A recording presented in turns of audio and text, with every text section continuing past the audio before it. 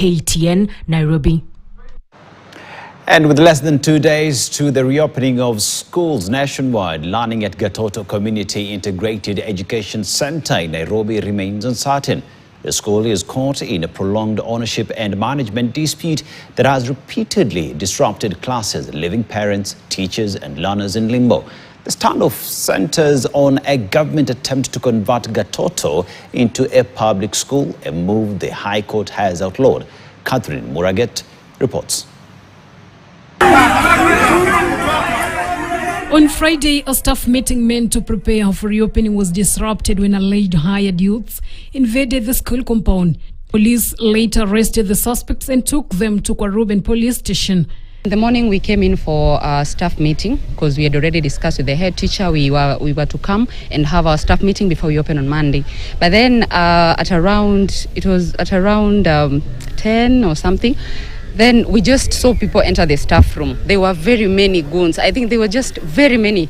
And then they were like, teachers, get out of the staff room. You know, at first we thought they were joking, yeah?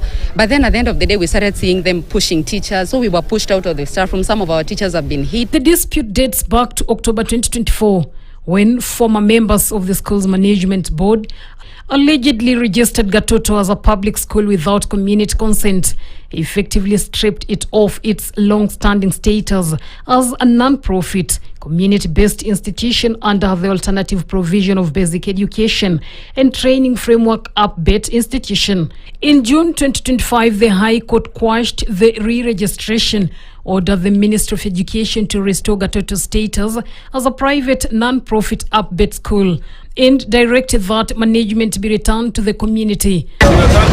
However, school leaders say enforcement of the ruling has been met with intimidation, resistance and violence. In its latest ruling on December 8, 2025, the court reaffirmed its earlier decisions, permanently restraining education officials and former board members from interfering with the school's operations. The teachers, however, have vowed not to resume classes until firm security measures are put in place. We are really so scared, so stressed. Personally, I don't feel like coming back unless I'm assured of my security. We need either armed security in the school for those who are going to come back. But unless I'm assured, personally, I'm not willing to come back. Founded in 1994, Gatoto Community Integrated Education Center has provided education to children from low-income families. Today, despite multiple court victories, its future and that of its learners remain under siege. Catherine Muraget, KTN, Nairobi.